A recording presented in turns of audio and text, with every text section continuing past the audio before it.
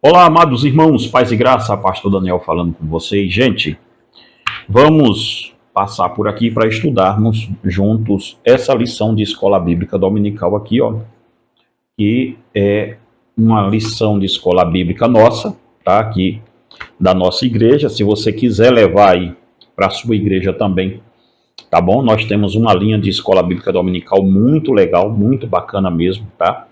O que falta é que a gente não é tão conhecido quanto as outras linhas de escola bíblica dominical, mas nós temos essa lição aqui, que é Cristão, Sal da Terra e Luz do Mundo. Toda quarta-feira eu pretendo passar aqui e nós estudarmos um pouco sobre esse trimestre aqui, esta lição. É uma lição trimestral, tá, gente? Ou seja, ela vai 13 lições, uma a cada semana, então faz a duração de 3 meses, tá? Então, se você quiser adquirir, o WhatsApp está aqui na descrição do vídeo e no primeiro comentário fixado. Você vai levar aí para a sua igreja. Tem outros temas também, tá? Outros temas que eu só estou com alguns aqui na mão, mas se você quiser o catálogo da nossa lição de escola bíblica, a gente te manda aí. Tá? Tem o perfil da família cristã, essa lição é muito boa. Tá? Tem também bem-aventurado, as bem-aventuranças, o fruto que todo cristão tem que ter, tá bom? Também é uma lição bíblica extraordinária. Mensagens de Pátimos, a mensagem das 7 igrejas do Apocalipse para hoje. Então, essas são algumas. Tem também a nossa linha de escola bíblica dominical para adolescentes. Gente, nós temos 2 ou 3 lições de adolescentes que é fantástica mesmo, tá? Essa aqui, ó, lições bíblicas jovens e adolescentes, que é a identidade cristã.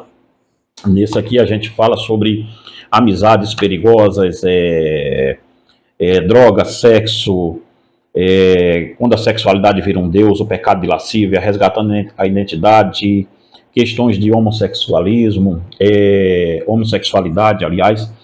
Isso tudo aqui nós tratamos aqui nessa lição. Também temos aqui jovens amoldados ao caráter de Deus. É uma lição extraordinária também. Se você quiser adquirir, primeiro comentário fixado neste vídeo aí, você entra em contato com a gente e a gente te mostra aí as condições de você adquirir para a sua igreja.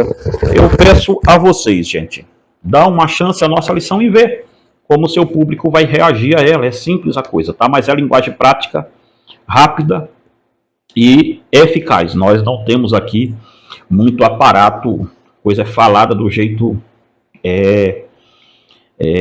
crua mesmo ali, tá? De um jeito bem simples, mas bem direto. Vamos para a nossa primeira lição de hoje, que são 13 lições que tem aqui na conjuntura de Cristão, Sal da Terra e Luz do Mundo. Então nós temos 13 lições aqui. A primeira é os discípulos como sal da terra e luz do mundo, parte 1.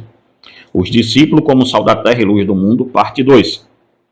Luz do mundo, parte 1. Luz do mundo, parte 2. E aí vem a lição 5. Cristo, o perfeito cumprimento da lei. Lição 6. Cristo, o perfeito cumprimento da lei, parte 2.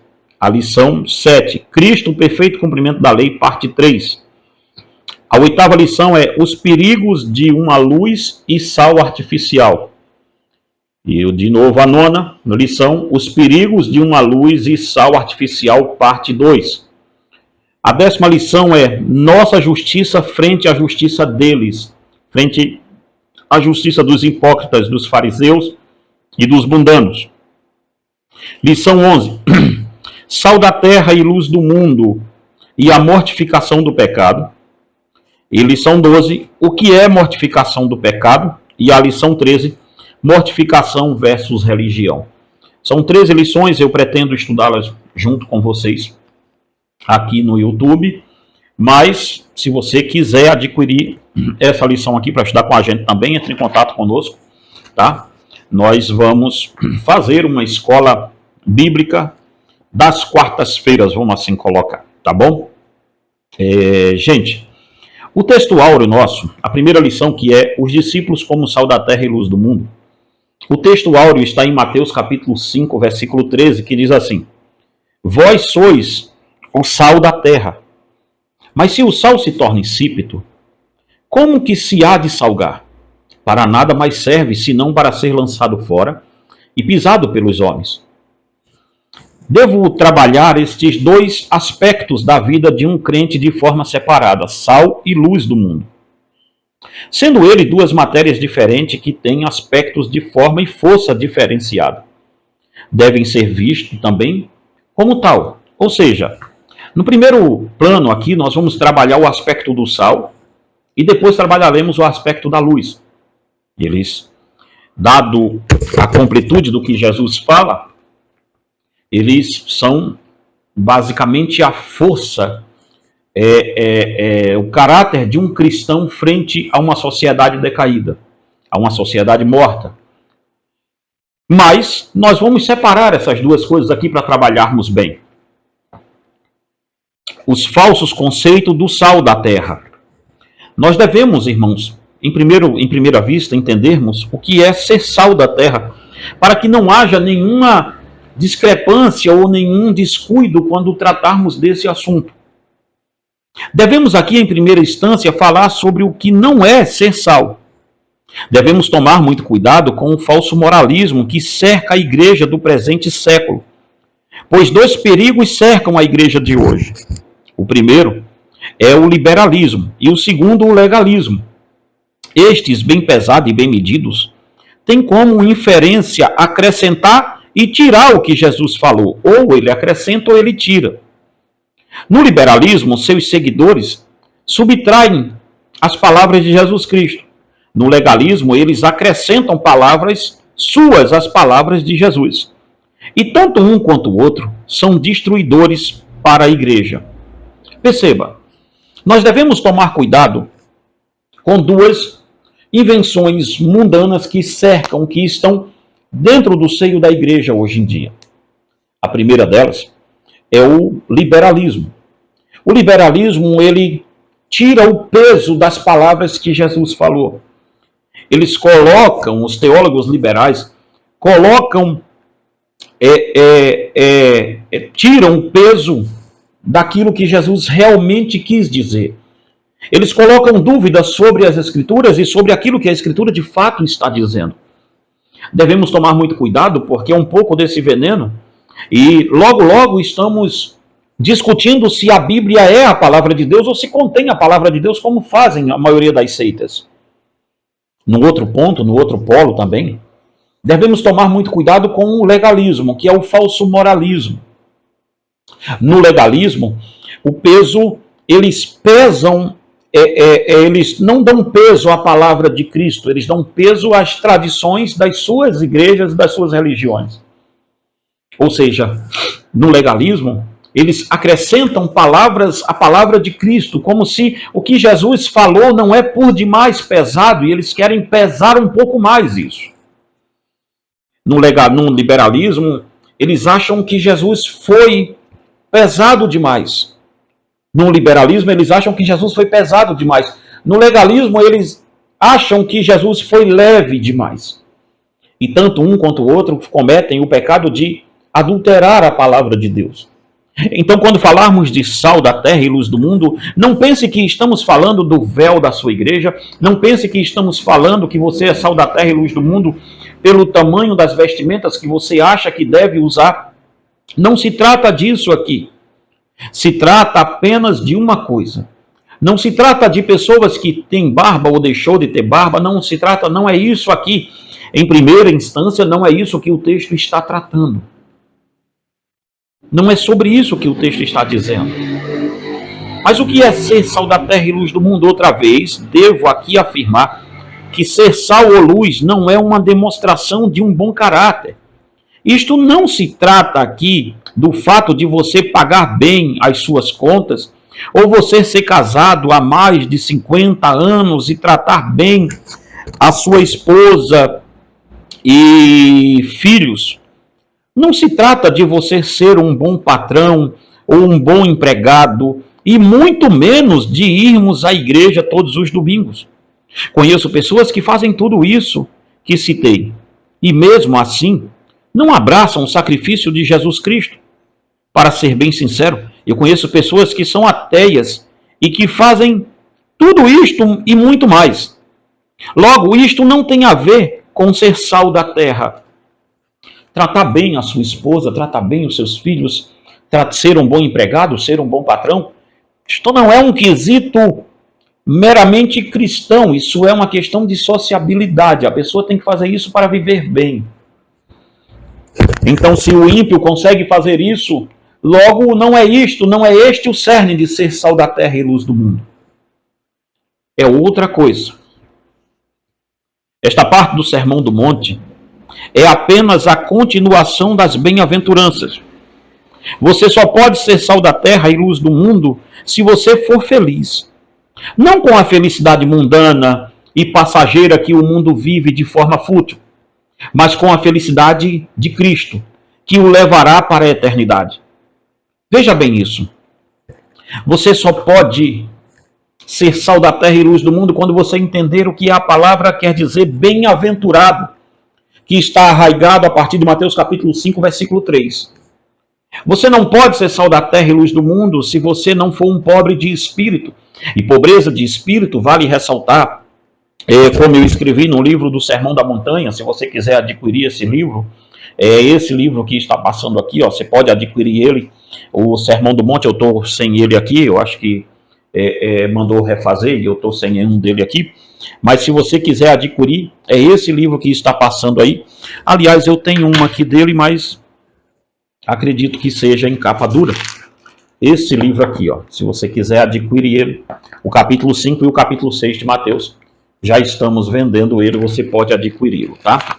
Mas perceba bem uma coisa, não em capa dura, porque nós não temos mais, em capa comum, tá?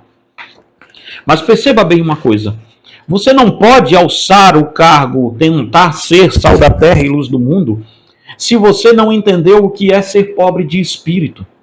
A pobreza de espírito é um mendigo de espírito no que aquilo ali quer dizer, no que aquele texto está dizendo. É alguém que mendiga espiritualmente, ou seja, ele não tem nada espiritualmente para dar em troca de tal sacrifício que Jesus fez por ele. E ele entende a sua mendigância, entende o tamanho do seu pecado e da sua miséria, e por isso ele chora pelo seu pecado. Por isso a segunda bem-aventurança está dizendo bem-aventurados que choram. Mas não é sobre bem-aventurança que eu quero falar, porque esta é outra lição.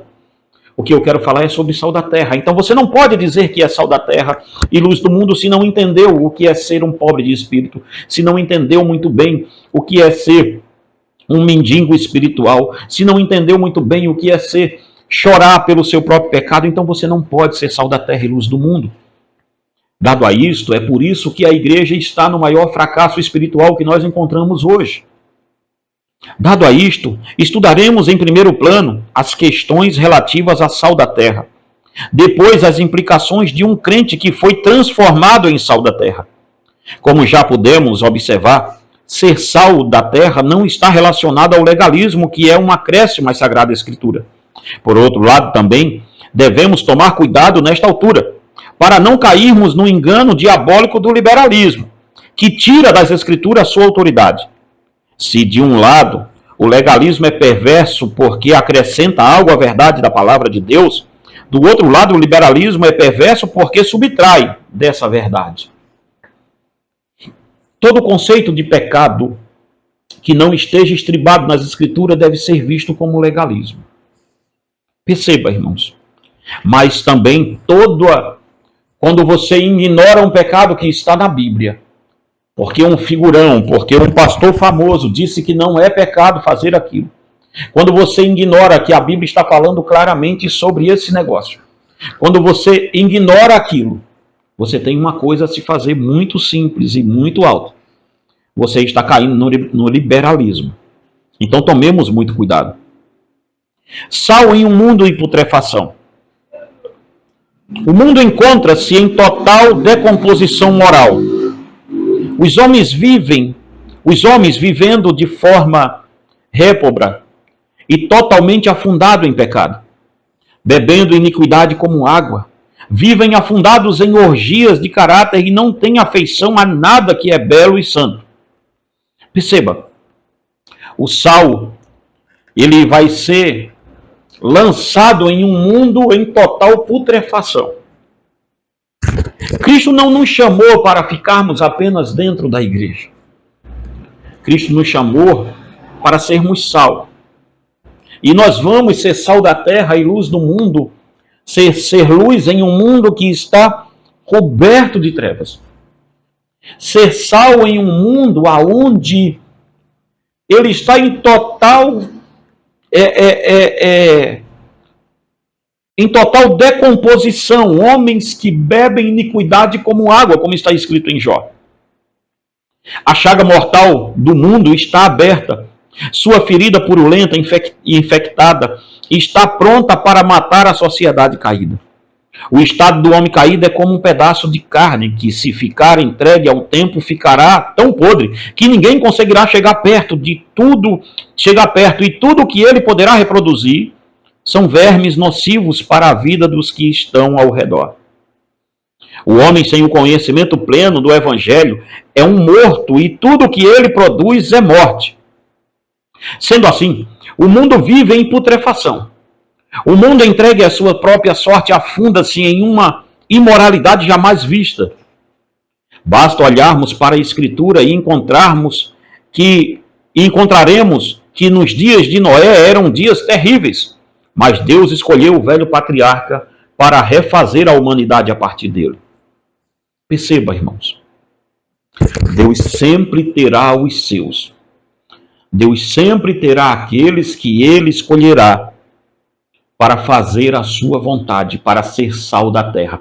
E o sal é menos, a quantidade de sal é bem menos do que a matéria onde ele será inserida. Estudaremos isso mais adiante. Depois de alguns anos, estava lá a terra afundada novamente nas piores orgias. Nas piores orgias morais que o mundo enfrentou. Assim, logo após o dilúvio, Deus teve que destruir 2 cidades, Sodoma e Gomorra. E essa destruição se deu por causa dos pecados dessa cidade. Quanto mais o tempo passa, mais o homem mostra como ele é terrível diante de Deus e como seu coração é perverso. Quanto mais o tempo vai passando, mais você vai vendo que o homem ele não está evoluindo mentalmente e espiritualmente, ele está involuindo cada dia mais. Então nós temos aqui, gente, o dever de sermos sal da terra, luz do mundo, sal da terra, que é a primeira parte desse estudo aqui. O homem sem Deus, veja aonde nós atuamos. O homem sem Deus é moralmente caído. Não existe outra ontologia a não ser a de que o homem sem Deus é um ser totalmente depravado. É um ser totalmente caído. A depravação do homem é total, radical, sem ficar uma célula dele que não seja infectada pela maldade. Se um homem sem fé em Deus fizer algo aparentemente bom, e ainda que ele não viva em conformidade com o mundo caído, a sua bondade ainda é fruto de um ser pecaminoso, como está em Romanos capítulo 14, versículo 23. Veja o que o apóstolo afirma aqui: tudo que não vem da fé, tudo que não provém da fé é pecado. Pela obra mais boa que um homem sem Deus possa fazer. Você pode pensar, pastor, mas o fulano não é crente, mas ele faz umas obras tão boas. A obra dele não é fruto do Espírito Santo, é fruto do próprio pecado. E por mais boa que seja, Paulo diz que aquilo que não é da fé é do pecado. Romanos 14, 23. O mundo está afundado na perversão. É neste mundo violento de homens mortos, como está em Efésios 2, versículo 1. Com os seus corações afundados e comprometidos com tudo que Deus odeia. É aqui que o crente vive. É no meio da violência que os mansos vivem. É no meio da arrogância, da altivez que vive o pobre de espírito. É no meio em meio aos que sorriem que vivem os que choram. Em meio da total injustiça vive os que têm fome e sede de justiça. Em meio à maldade vive os misericordiosos. Parece louco, mas é aqui quando o Senhor Jesus afirma que o crente é sal da terra e luz do mundo, que todas as beatitudes fazem sentido. Você não pode partir e dizer que é sal da terra e luz do mundo se as beatitudes, se as bem-aventuranças não estão em você. Onde o sal deve atuar? É agora, irmãos, que nós vamos chegar na nossa bifurcação para um ponto final da nossa aula. Onde o sal deve atuar? O sal dentro do saleiro não mostra a sua força e nem seu poder. Os papistas fecharam seus estudantes de teologia dentro de um monastério e afirmam que para a pessoa ser santa ela deve ter uma vida monástica, ou seja, fechado dentro de um prédio longe das tentações e das profanações do mundo. Mas a história mostra como esta tese monástica não foi eficaz em nenhum momento. Basta lermos o livro O Nome da Rosa, de Humberto Eco, e chegaremos a esse acordo. Sal da terra e luz do mundo não quer dizer que você deve se cortar e se separar da sociedade, viver dentro de uma masmorra, espiritualmente falando, e dizer: eu não vou fazer mais parte de nada, eu não vou conviver com ninguém, porque o seu pecado não é algo aprendido, o seu pecado é herdado. Porcos não precisam ficar com outros porcos para serem porcos. Porcos são porcos porque nasceram porcos. Pecadores não precisam da companhia de outros pecadores para aprender o pecado, como diz a pobre teologia arminiana, não. Pecadores precisam estar simplesmente nascer e pronto, eles já são pecadores. Porque o nosso pecado, querido, não é algo aprendido, é algo herdado.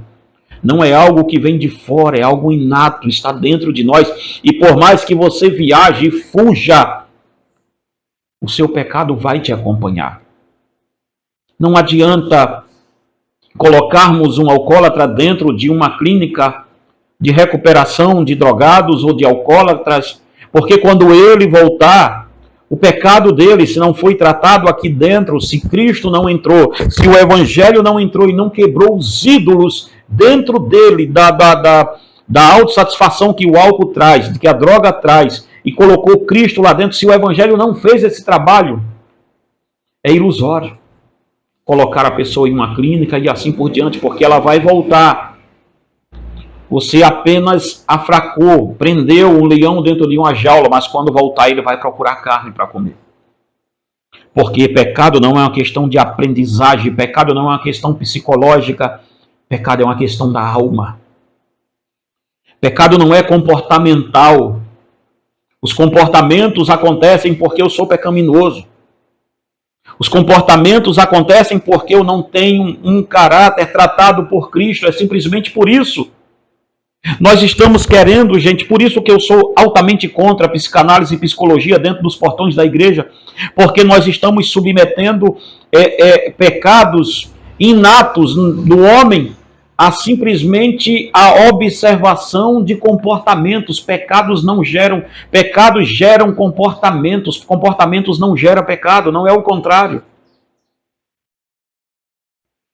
O que a igreja de hoje precisa é de que a igreja seja sal.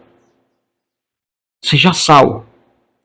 O sal não pode ser igual a outra matéria na qual ele está sendo inserida. O sal não pode ser igual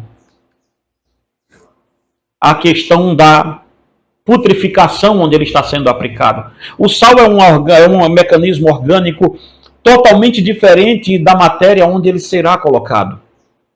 Sal sempre é diferente do material em que vai ser aplicado. O sal não é igual a nada daquilo no qual ele será aplicado. Ele é diferente.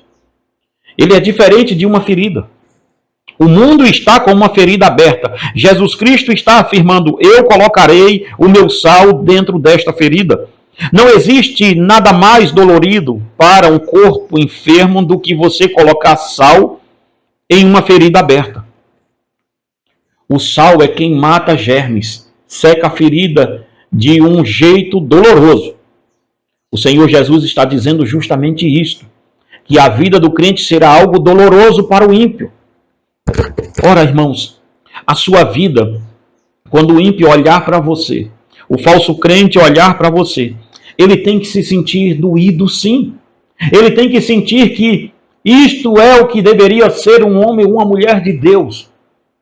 Ele tem que olhar para você e odiar você por não ser, por você ser tão diferente dele assim. E por que você é tão diferente dele assim? Porque a matéria, aquilo que você é totalmente diferente da matéria dele. O que rege você não é o que rege ele. O que está regendo a sua vida está muito longe do que rege a vida de um ímpio. Esta é a questão aqui, gente. O sal deve fazer com o que de fato veio fazer. O sal deve fazer o que de fato ele veio fazer: salgar. Se o sal não fizer isto, ele não é sal. É no mundo que devemos estar. É no mundo que devemos atuar. Em todas as esferas apodrecidas deste mundo, o sal de Jesus Cristo está lá. João 17,15. Olha o que o Senhor, olha o que o Mestre disse. Não peço que os tire do mundo, pois é aqui que mostramos a nossa diferença. Você não mostra a sua diferença dentro da igreja? Oh, irmão, só os hipócritas fazem isso. Você não mostra a sua diferença dentro dos portões da sua igreja? A hipocrisia lá deve falar muito alto para você querer mostrar que é diferente deles. Você mostrará a sua diferença quando estiver frente ao mundo, frente a homens perversos, frente às pessoas que não respeitam nada, nem ninguém, nenhum princípio. E você mostrará que você é regido por princípios não deste mundo, mas por princípios do céu. É isto que o sal é. O sal olhará para o mundo e dirá: vocês estão errados. Mas ele não dirá com a sua boca, ele dirá com a sua vida. O sal na política. Muitas pessoas no presente século afirmam que Deus os chamou para servirem ao Senhor na esfera política. Mas se olharmos bem as Escrituras, veremos que o Senhor Jesus nunca chamou um apóstolo para ser um político.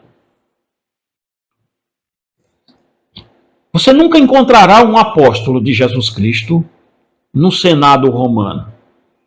Você nunca encontrará um apóstolo de Jesus Cristo reclamando sobre leis que fizeram contra a igreja. Você não encontrará um apóstolo de Jesus Cristo dizendo: esse César é melhor do que aquele outro César. Não, não encontrará isso. Quem faz isso sou eu. Os apóstolos de Jesus, não.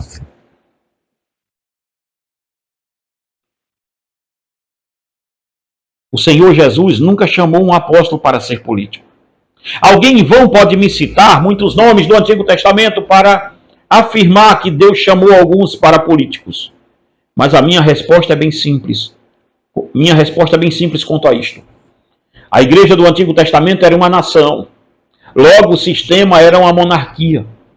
Mas quando a igreja do Novo Testamento começa, não vemos um senador crente, nem um rei, nem tampouco um apóstolo, deixando de ser apóstolo para tentar ser sal na esfera política. Eu vou lhe dizer uma coisa muito simples. O que eu vou falar com vocês vai incomodar muita gente. Se um pastor deixa de ser pastor para virar um político, ele não entendeu o que é ser um pastor. Ele não entendeu nada do que é reino de Deus.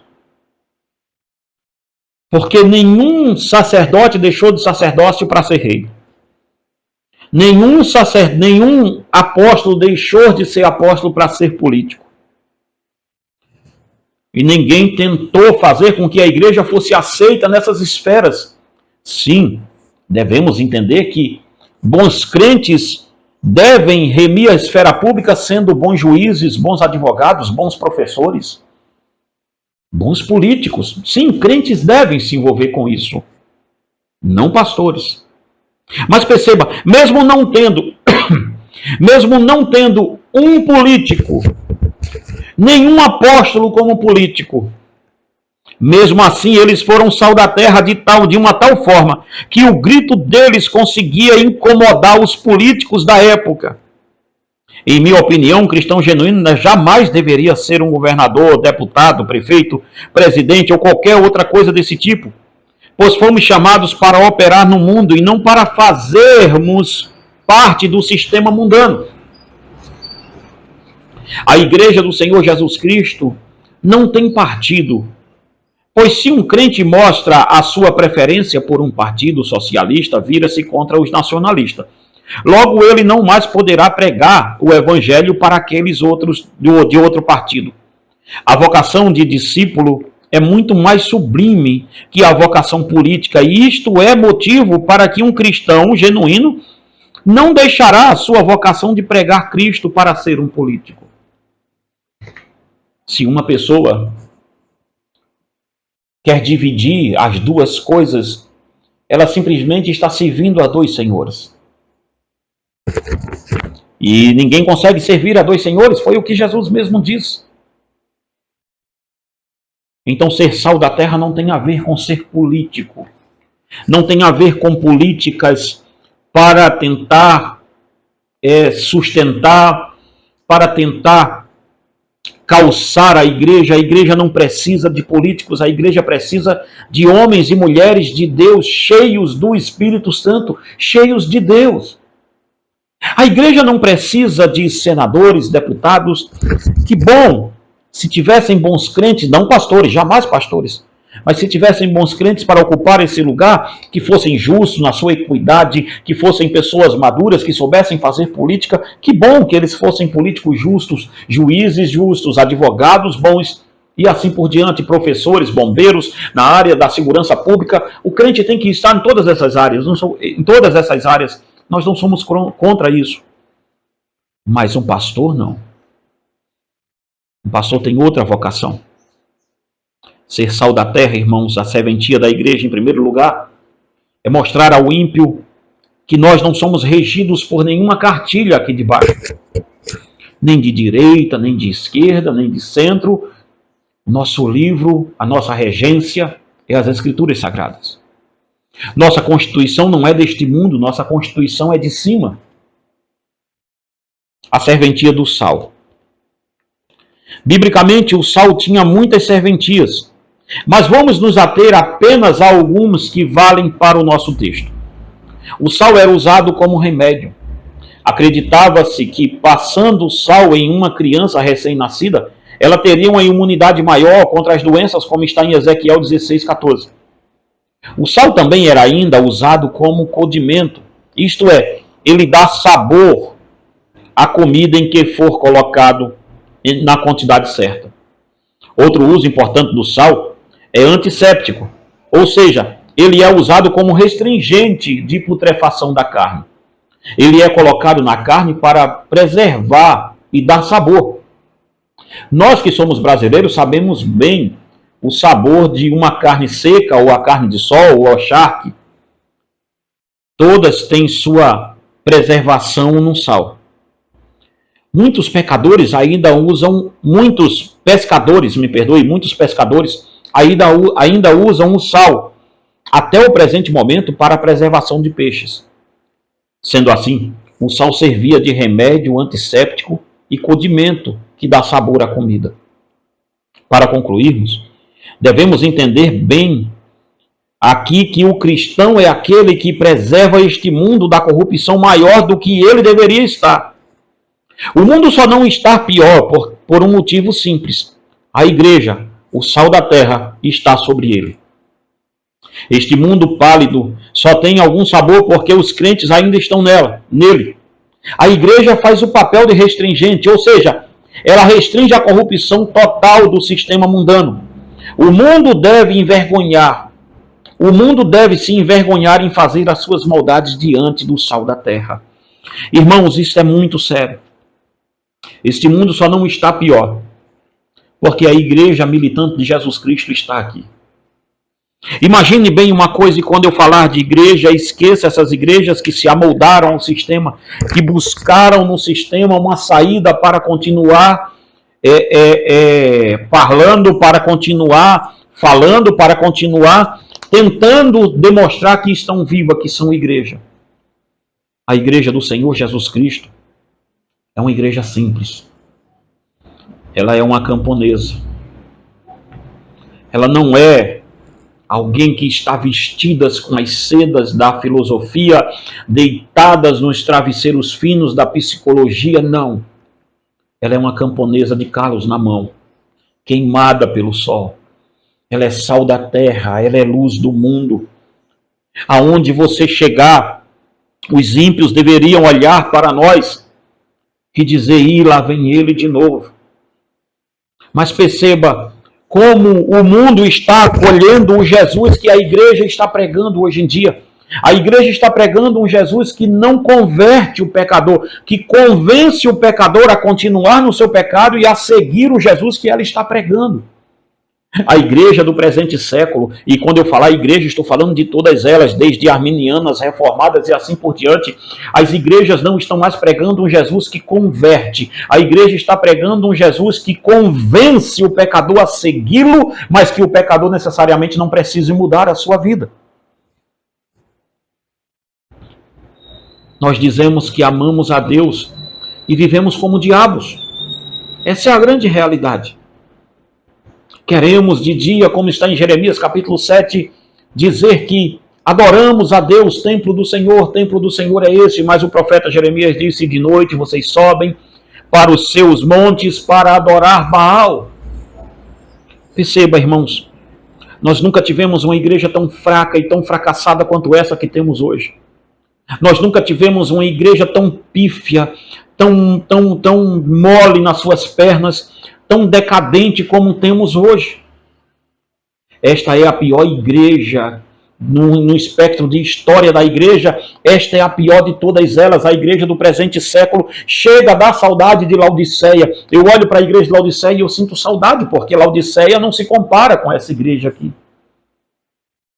A igreja na qual estamos inseridos é uma igreja sem sabor, é uma igreja que perdeu a salinidade, perdeu o sal, perdeu a moral, perdeu tudo, não consegue mais salgar nada. Ela é muito igual. Os membros da igreja hoje, elas bebem a mesma bebida do ímpio, eles consomem a mesma música, eles consomem o mesmo tipo de vestimenta, os divertimentos são o mesmo, tudo nosso é a mesma coisa do ímpio. Então qual a diferença entre nós e eles? Não existe mais diferença. Pastores, homens de púlpito, mulheres de púlpito, tudo que está aí envolvido nessa celeuma toda, a maioria envolvidos em pornografias, a parte da igreja hoje, tanto ímpio quanto não crente, todo mundo viciado em pornografia, todo mundo acabado dentro de orgias sexuais. Nós estamos vendo isso dentro da igreja. E parece que quando alguém vem cá e fala alguma coisa desse tipo, as pessoas dizem, você não pode falar isso, isso soa como legalismo. Nunca encontramos tantas pessoas viciadas em pornografia dentro da igreja como hoje. Nunca encontramos tantos adultérios como hoje dentro da igreja. Nunca encontramos uma igreja tão apática, uma igreja tão parada, uma igreja que não se movimenta mais. Nunca encontramos uma igreja que não ora como a de hoje. Nós não oramos mais, nós não lemos mais a Bíblia. Observe quantas horas você passa no celular e quantas horas você passa lendo a Bíblia. Observe quantas horas você passa na rede social e quantas horas você passa orando. É simples a matemática de se fazer, gente. Eu não estou aqui fazendo, chovendo no molhado. Eu estou aqui simplesmente dizendo a você, faça a sua matemática e veja. E depois diga quanto Deus vale para você.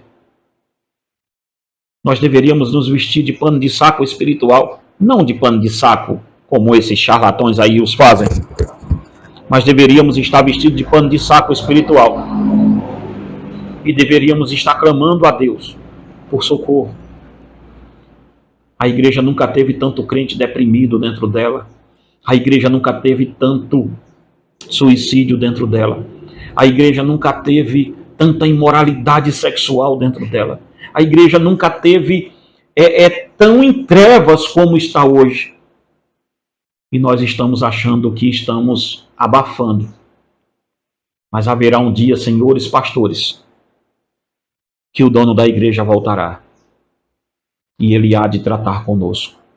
Que Deus tenha misericórdia de nós. Irmãos, eu termino aqui essa primeira lição, esperando em Deus que você busque a Deus, busque o conhecimento. E se você quiser levar as nossas lições bíblicas para a sua igreja, adolescente, criança, adulto. Nós temos a linha inteira de lições de Escola Bíblica Dominical. Estamos estudando essa aqui, primeira lição. Quarta-feira que vem vamos fazer a próxima lição, tá ok? Cristão, sal da terra e luz do mundo. E na próxima quarta eu apresento todas as lições que temos aqui para vocês. Se vocês quiserem adquirir também nossos livros, tá? Tem aqui, ó, Ansiedade e Sua Origem Pecaminosa, tá bom? Sexo como culto que agrada a Deus. Deixa me ver aqui. Irmãos, leia esse livro se você puder. As Verdades Mais Cruéis do Evangelho. É um livraço muito bom.